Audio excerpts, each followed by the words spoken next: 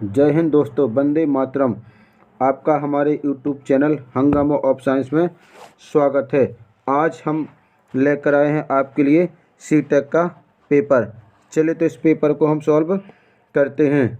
यदि आप हमारे यूट्यूब चैनल को सब्सक्राइब नहीं किया है तो सब्सक्राइब ज़रूर कर लें, जिससे हमारे आने वाली नई वीडियो आप तक पहुंच जाए।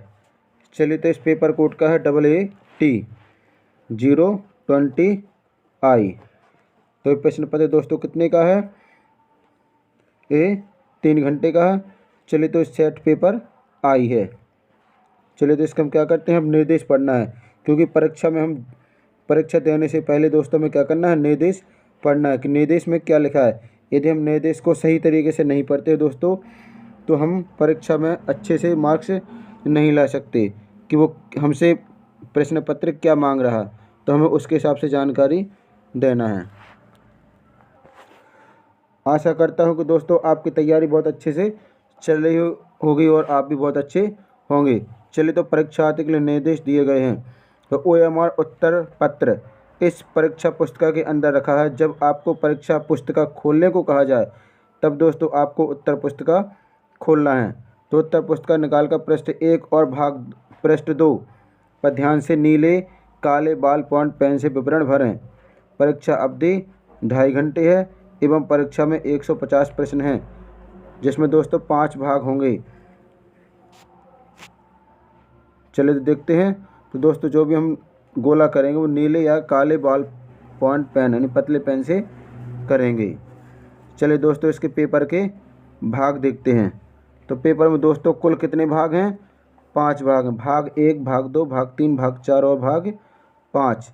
150 प्रश्न हैं। तो दोस्तों बाल विकास, तो दोस्तों हमारा पहला भाग है, पेपर का पहला भाग है बाल विकास व शिक्षा शास्त्र। इसमें 1 से 30 तक प्रश्न होंगे। कुल प्रश्नों की संख्या होगी 30। दूसरा भाग है गणित।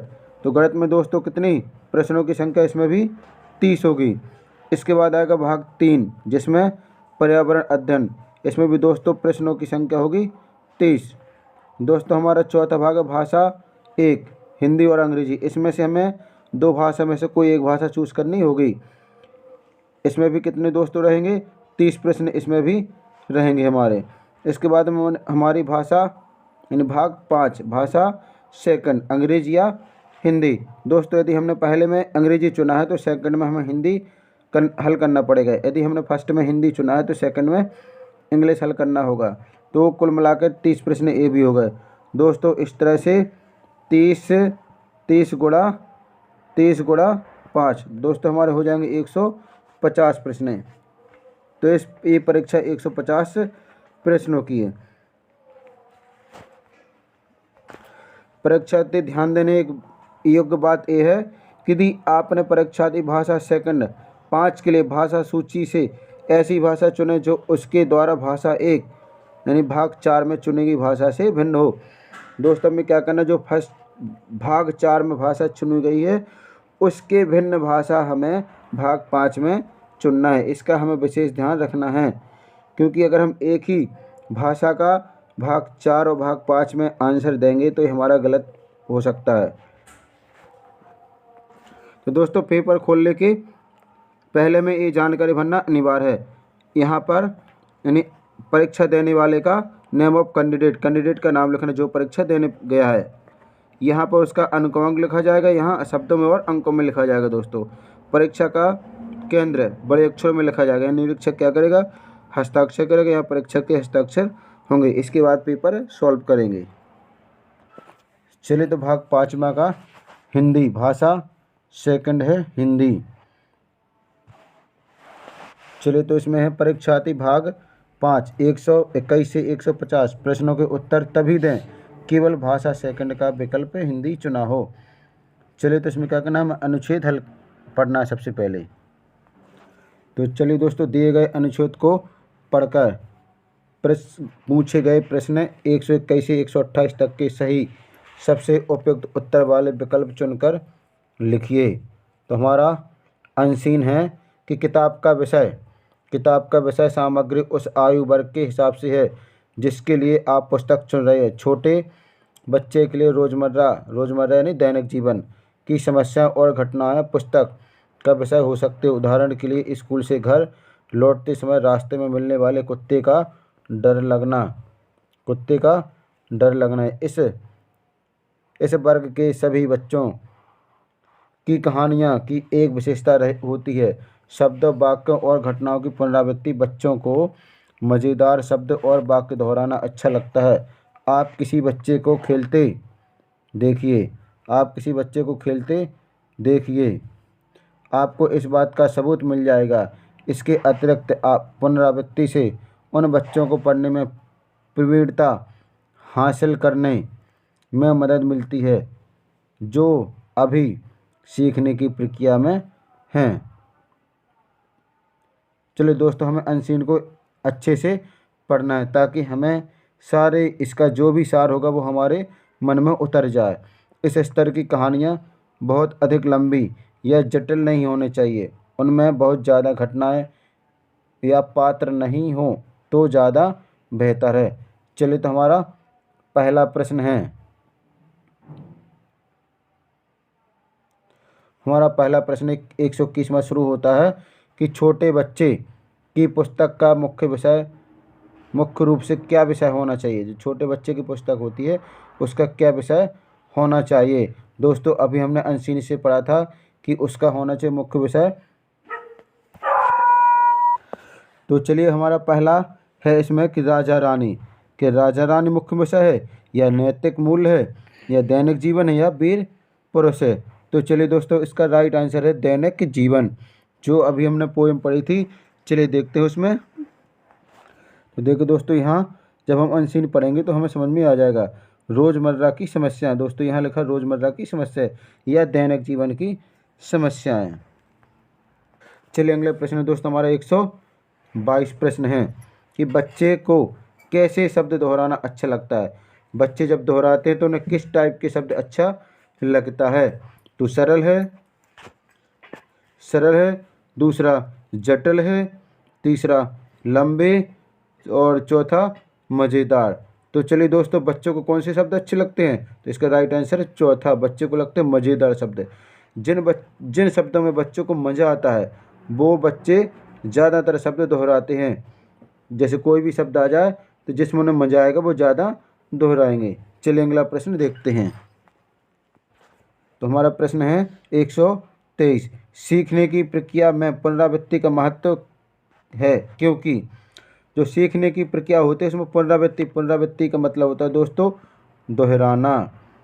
दोहराना यानी एक शब्द को कई बार बोलना। बच्चे को एक बार पढ़ाने से बच्चे को कोई भी चीज़ याद नहीं होती है।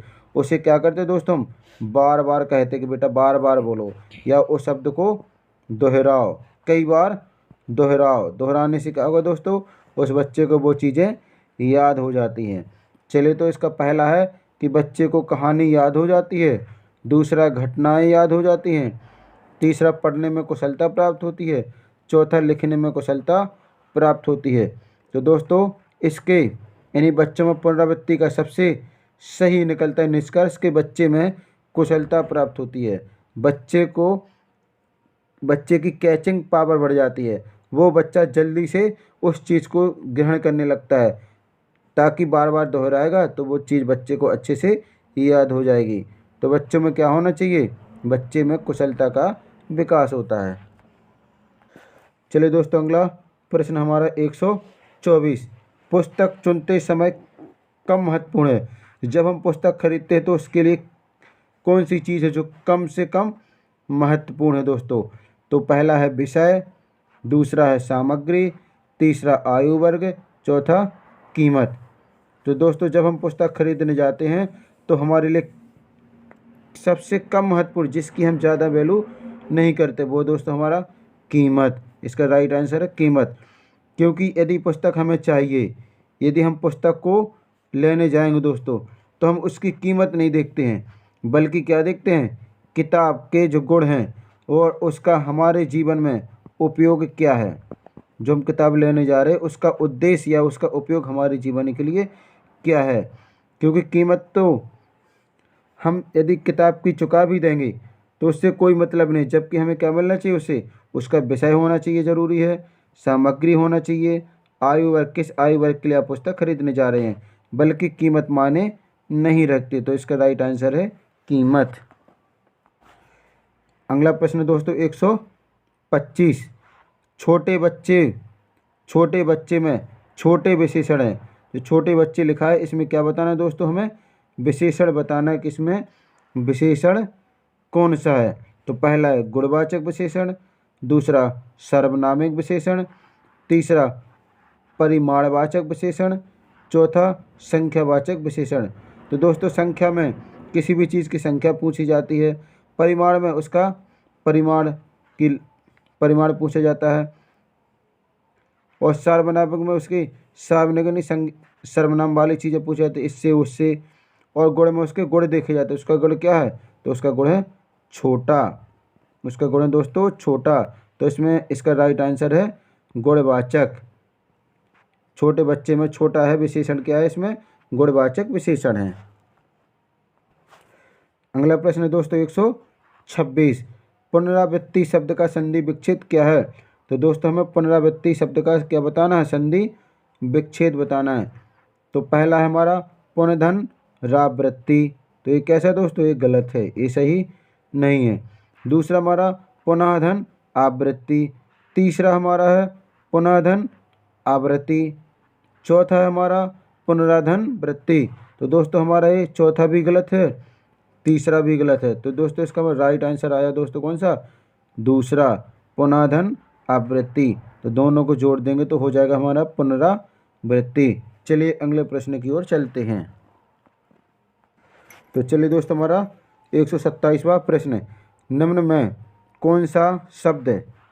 दोस्तों निम्न में कौन सा शब्द कारक चिन्ह नहीं है। तो इसमें इनमें से बताना कि निम्न में से कौन सा शब्द जो कारक चिन्ह नहीं है। तो पहला के लिए, दूसरा की, तीसरा से, और चौथा और। तो दोस्तों इसका राइट आंसर हमारा कौन सा, चौथा और शब्द कारक चिन्ह नहीं है। तो कैसे, चलिए हम आपको कारक चिन्ह बताते हैं। तो कारक चिन्ह दोस्तों कर्ता ने कर्म को करण से या द्वारा संप्रदान को के लिए अपादान कारक से संबंध काकी के अधिकरण में पर संबोधन हे हरे। चलिए तो ये हो गए हमारे कौन से कारक। तो इसमें दोस्तों लिखा है के लिए। तो के लिए किसका है दोस्तों, ये है संप्रदान का। इसके बाद देखते हैं दोस्तों की। तो की किस में आएगा, की आएगा दोस्तों हमारा संबंध में, संबंध कारक में। से किस में आएगा दोस्तों हमारा, से आएगा करण में, करण। इसके बाद देखते हैं दोस्तों हमारा और किसी में भी नहीं आता है। से लिखेंगे दोस्तों हम किस में, करण।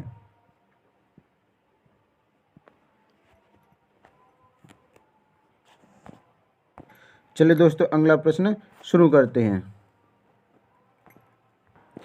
चलिए दोस्तों हमारा अगला प्रश्न है कि पुस्तक का चयन किस आधार पर करना चाहिए। खाली स्थान भरना है कि पुस्तक का चयन किस आधार पर होना चाहिए। पहला है आयु वर्ग, दूसरा नैतिक शिक्षा, तीसरा उपलब्धता, चौथा कीमत। चौथा दोस्तों कीमत। तो हमें पुस्तक का चयन किस आधार पर करना चाहिए। तो दोस्तों इसका राइट आंसर हमारा पहला आयु वर्ग के आधार पर। अनसीन पैसेज पढ़ेंगे तो उसमें सबसे पहले लिखा है कि पुस्तक को हमें आयु वर्ग के आधार पर देखना चाहिए। तो चलिए दोस्तों हमारा अगला नेक्स्ट अनसीन। दिए गए अनुच्छेद को पढ़कर पूछे गए प्रश्नों 129 से 135 तक के सही सबसे उपयुक्त उत्तर वाले विकल्प चुनकर लिखिए। दोस्तों इसके पहले के 2 वीडियो आपको हम पहले दे चुके हैं, तो आप डिस्क्रिप्शन की लिंक में जा कर के वो वीडियो आप देख सकते हैं। तो हमारा ये अनसीन है कि चिनार वृक्ष सामान्यतः मध्यम से अधिक ऊंचे आकार के होते हैं। इनकी ऊंचाई 50 मीटर अथवा इससे भी अधिक हो सकती है। इसकी लंबाई का घनत्व बहुत अधिक होता है तथा यह मजबूत और कठोर होती है। कैसी दोस्तों, ये मजबूत और कठोर होती है। चिनार की लकड़ी सफ़ेद होती है तथा इसके किनारे पीले अथवा लाल रंग के होते हैं। इसकी लकड़ी पर सरलता से पॉलिश किया जा सकता है तथा रंग भी किया जा सकता है। इसकी लकड़ी ना तो आसानी से कटती है और ना ही आसानी से टूटती है, किंतु दोस्तों ये कैसी होती है? किंतु यह टिकाऊ होती है, यह टिकाऊ होती है। अतः कीमती फर्नीचर आदि इससे नहीं बनाए जाते हैं। चिनार वृक्ष का तना सुंदर और आकर्षक होता है एवं इस पर कांटे नहीं होते, किंतु छूने पर यह खुरदरा लगता है। चिनार वृक्ष के तने की छाल आवश्यक सी होती है तथा यह पहाड़ी बनकर झरती रहती है। इससे इसका तना सल्क वाला दिखाई देने लगता है, सल्क वाला दिखाई देने लगता है। इसके पुराने वृक्षों की छाल झरती नहीं है, किंतु इसमें लंबी लंबी दरारें पड़ जाती हैं। चिनार वृक्ष की छाल का रंग धूसर हरापन के लिए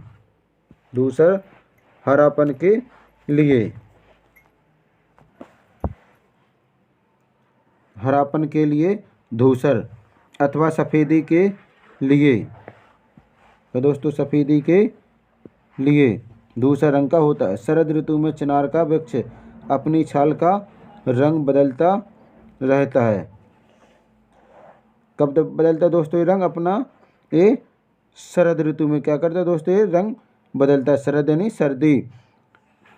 और नारंगी अथवा नारंगीपन के लिए सुनहरे रंग का हो जाता है। चिनार वृक्ष की शाखाएं कत्थई रंग की होती हैं तथा आसानी से नहीं टूटती, किंतु वृक्ष के बढ़ने के साथ ही ये नीचे झुकने लगती है और कभी कभी वृक्ष के नीचे से गुजरने वालों से टकराने लगती हैं। चलिए तब इसके हम अनसीन के पीछे दिए गए प्रश्नों को हल करते हैं। तो चलिए दोस्तों हमारा प्रश्न है कि चिनार का तना कैसा होता है? चिनार का तना होता है तो पहला चिकना, दूसरा खुरदरा, तीसरा भुरभुरा, चौथा कटीला। तो चलिए दोस्तों इसका राइट आंसर कैसा होता है दोस्तों?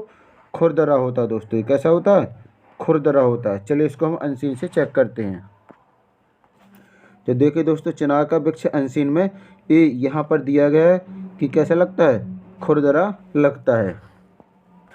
चलिए दोस्तों अगला प्रश्न है हमारा कि चिनार वृक्ष अपनी छाल का रंग कब बदलता है?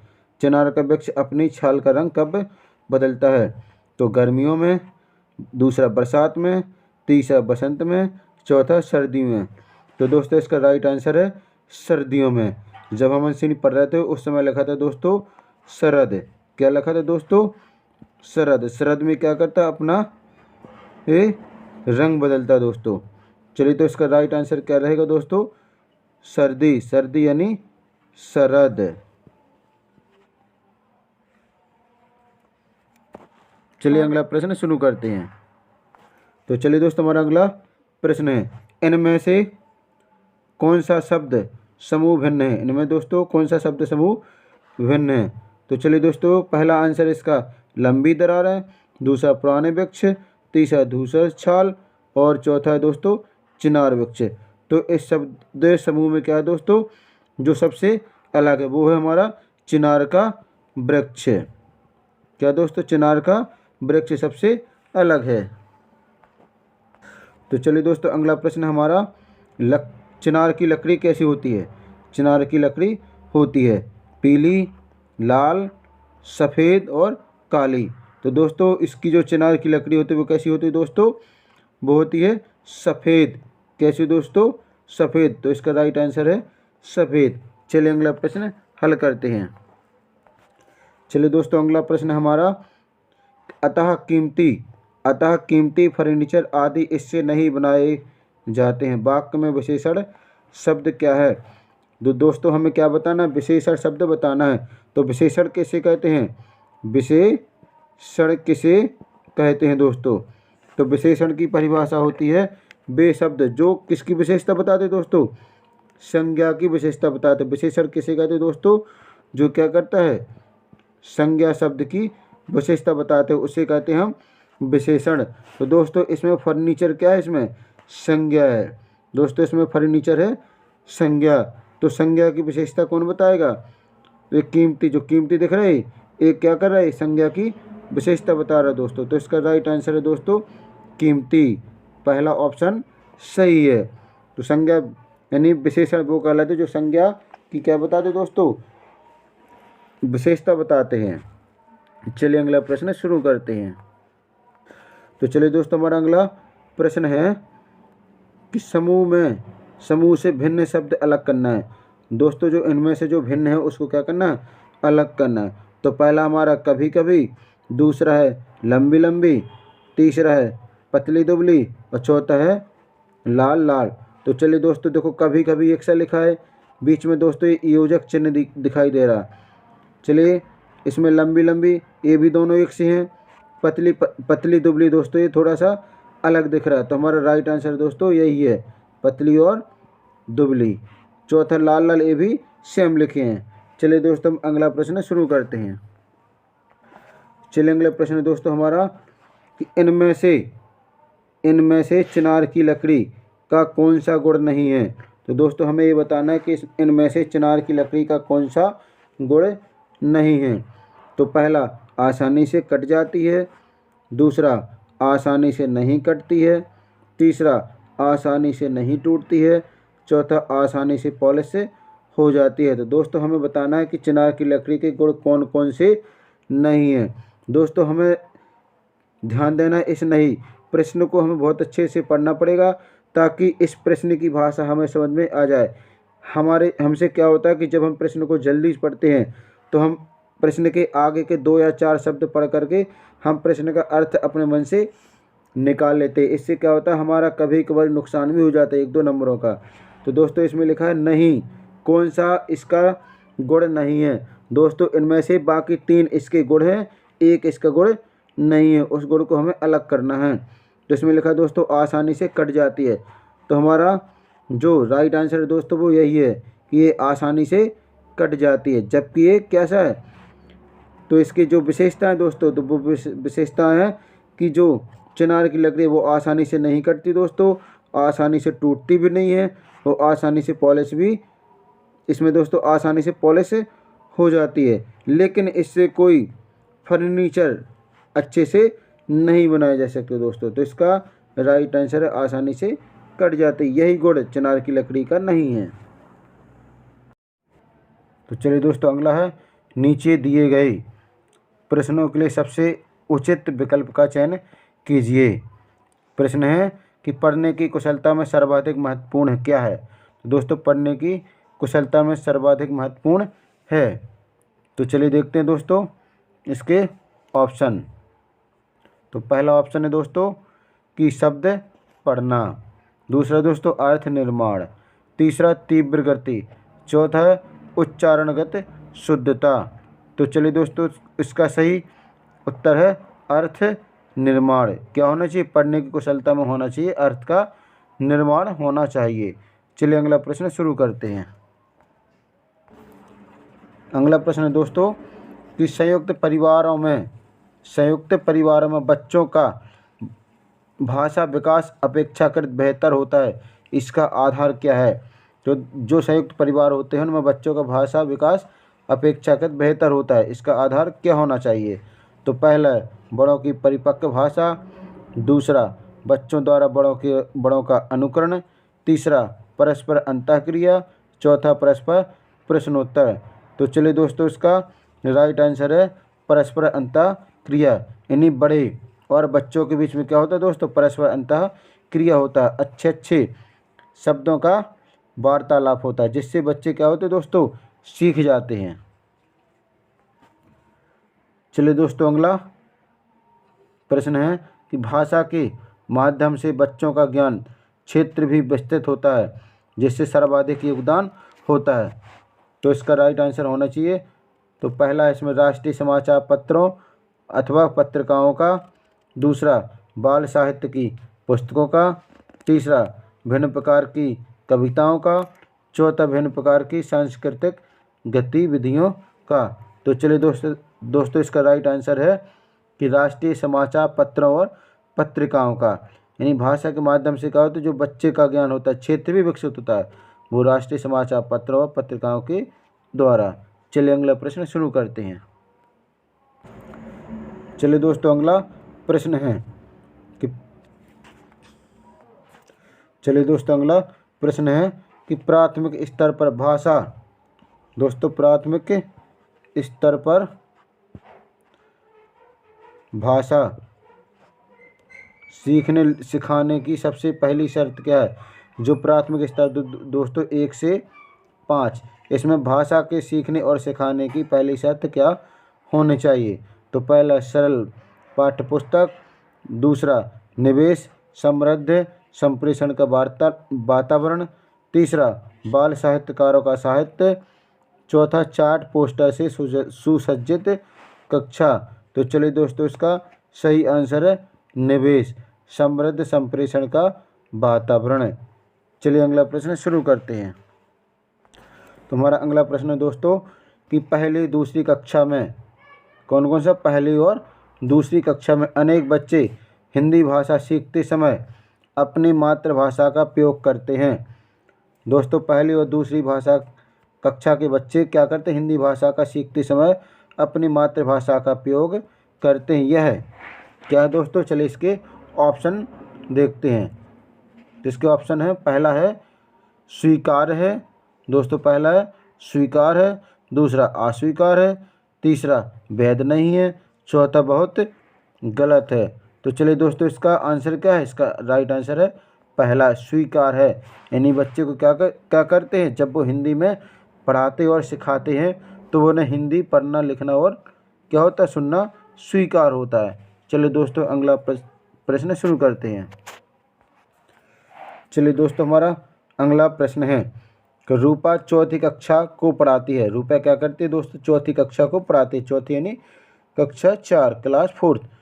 उन्होंने गुजराती लोक कथा मुफ्त पढ़ाने के बाद बच्चों से पूछा कि उनकी भाषा में आदर के लिए किन शब्दों का प्रयोग किया जाता है, जैसे गुजराती भाषा में भाई बहन का प्रयोग किया जाता है। रूपा का उद्देश्य है।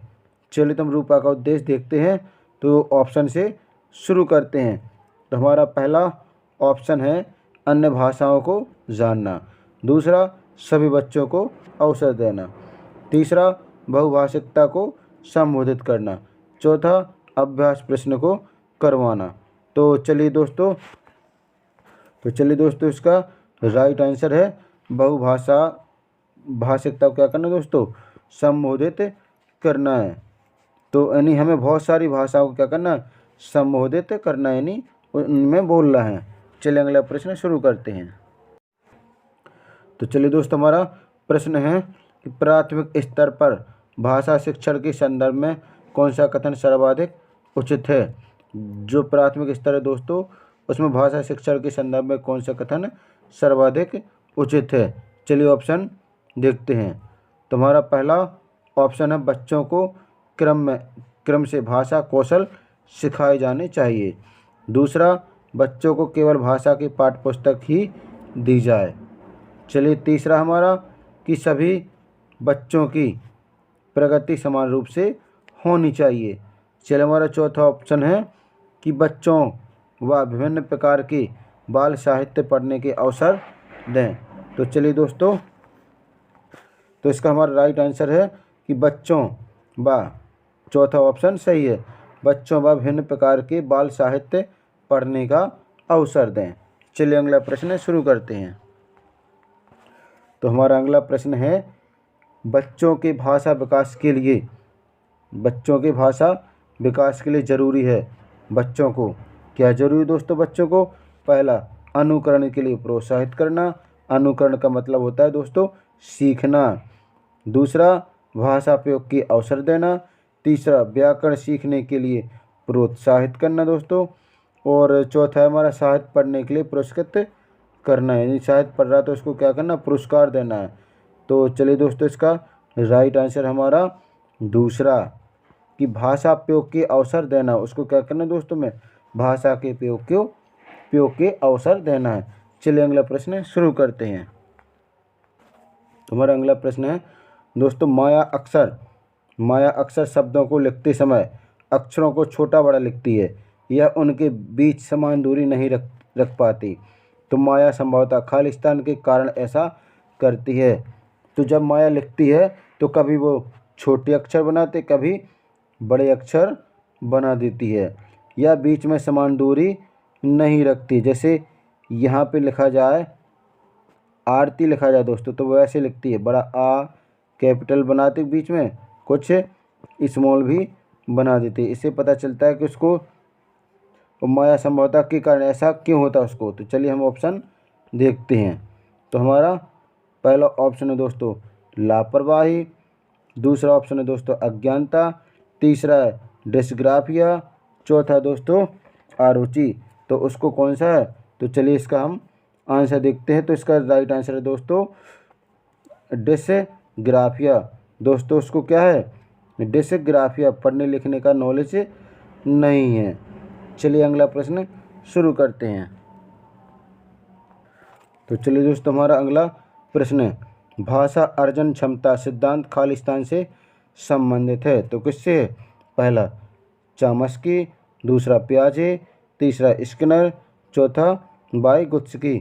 तो चलिए दोस्तों इसका राइट आंसर हमारा किसने ये दिया था, चामस्की ने। यानी भाषा अर्जन क्षमता का सिद्धांत है, किसने दिया दोस्तों, ये दिया था चामस्की ने।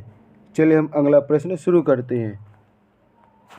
तो चलिए दोस्तों हमारा अगला प्रश्न है, बच्चों की लेखन क्षमता का अवलोकन, बच्चों की लेखन क्षमता का आकलन करने की दृष्टि से कौन सा प्रश्न बेहतर होगा।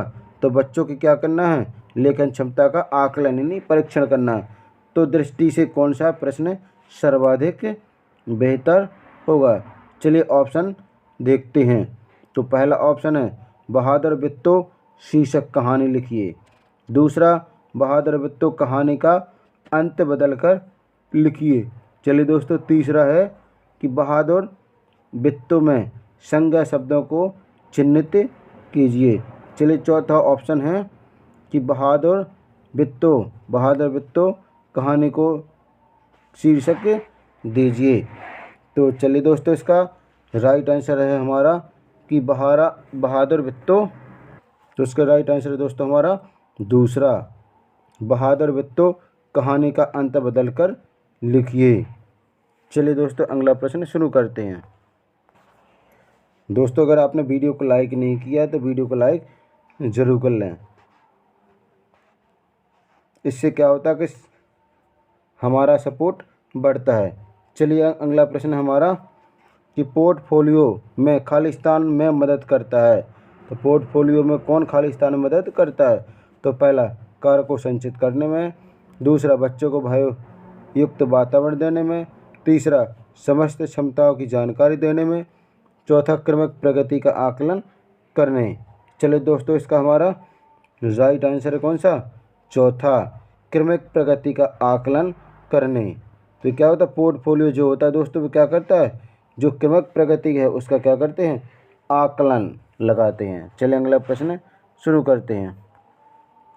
तो चलिए दोस्तों अगला प्रश्न है हमारा, भाषा का मनुष्य की खालिस्तान और मनुष्य के खालिस्तान के साथ गहरा संबंध है।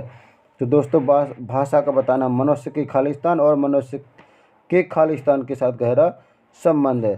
तो हमारा दोस्तों पहला ऑप्शन है अस्मिता कौमा व्यापार, दूसरा व्यावहारिकता कौमा व्यवहार, तीसरा अस्मिता कौमा विचार, चौथा व्यावहारिकता कौमा व्यापार। तो दोस्तों इसका राइट आंसर हमारा तीसरा, अस्मिता और विचार। तो पहले में हम क्या भरेंगे दोस्तों, मनुष्य की यहाँ भर देंगे हम अस्मिता। दूसरे में भर देंगे दोस्तों हम किसका, यहाँ भर देंगे हम विचार। क्या भरेंगे दोस्तों, विचार। तो पहला मनुष्य का भाषा का मनुष्य की अस्मिता और मनुष्य के विचार के साथ गहरा संबंध है। चलिए अगला प्रश्न शुरू करते हैं।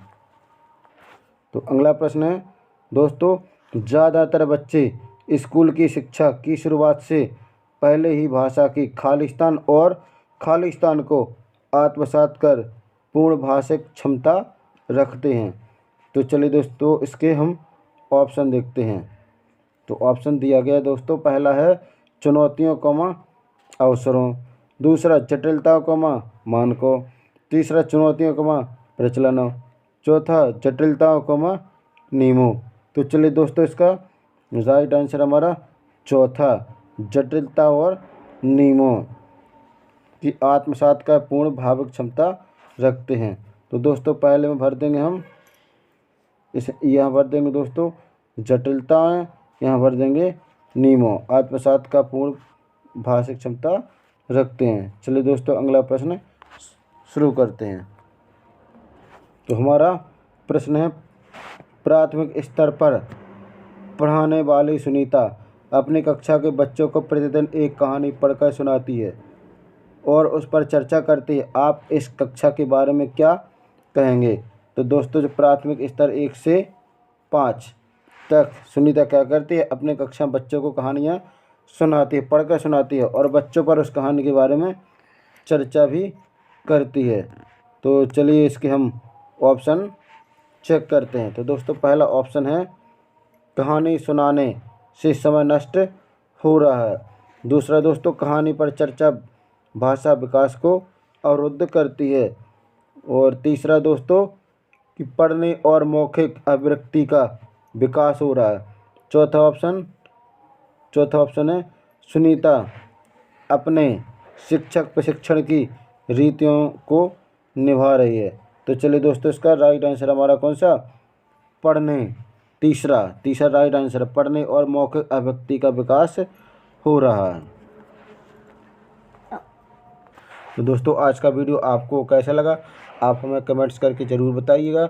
इससे हम आपके लिए नए नए टॉपिक या नए नए वीडियोज़ आपके लिए उपलब्ध कराएंगे। आपकी सीटेट की तैयारी फुल तैयारी के साथ आएंगे। आपको हम सामाजिक विज्ञान, गणित इन सभी के नोट्स भी उपलब्ध कराएंगे। साथ ही हम आपके लिए एक नई ट्रिक के साथ इन सभी के सॉल्यूशन उपलब्ध कराते रहेंगे। चलिए तो आज का वीडियो हम रखते हैं। Thanks for watching this video. अब मिलेंगे आपको एक नए टॉपिक के साथ नए वीडियो में। जय हिंद दोस्तों, वंदे मातरम।